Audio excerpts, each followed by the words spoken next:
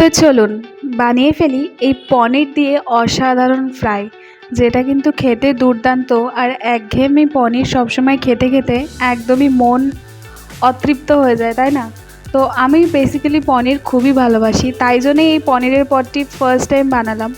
আর normally আমি আমুলের পনিরটাই prefer করি, but এই পনিরটা আমি ফ্রাই করব বলেই নিয়েছি। খেতে কিন্তু ভালোই ছিল, মালাই পনির, বাট একটু ফিকা ছিল, আর কিছুই না। তো নর্মালি আমি এখানে সয়া সস ভিনিগার দিয়ে পনির সেদ্ধ করে ওটাকে মাখিয়ে নিয়েছিলাম। ওর মধ্যে একটু পেঁয়াজ কুচি, রসুন কুচি, রসুন আর আদা বাটা, আর এখানে গরম মশলা নিয়ে নিয়েছিলাম। বেসন একটু ইউজ করেছি, তবে বেসনটা কিন্তু অবশ্যই রোস্ট করবেন। টক দই ছিল না, টক দই থাকলে ওটা দিলে আরও ভালো হয়।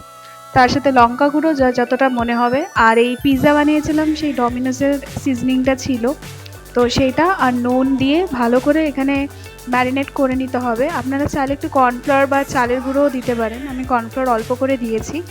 আর এটা পুরো মিক্স করার পরে দই ছিল না বলে একটু অসুবিধা ছিল, বাট এখানে আমি একটুখানি অবশিষ্ট ব্রেড ক্রাম্বস দিয়ে এটাকে পুরোপুরি ভালো করে মাখিয়ে ফ্রাই করে নিয়েছিলাম।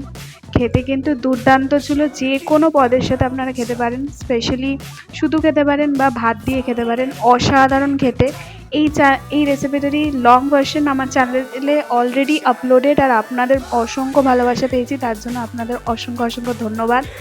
আর এটা দেখে নেবেন যদি চান তো। আর আমার চ্যানেলের এত সাপোর্ট করার জন্য, পাশে থাকার জন্য সকলকে ধন্যবাদ, সকলকে ধন্যবাদ। Thank you, thank you, thank you. Bye bye. তো নিয়ে আসবো একটা নতুন রেসিপির সাথে, আবার দেখা।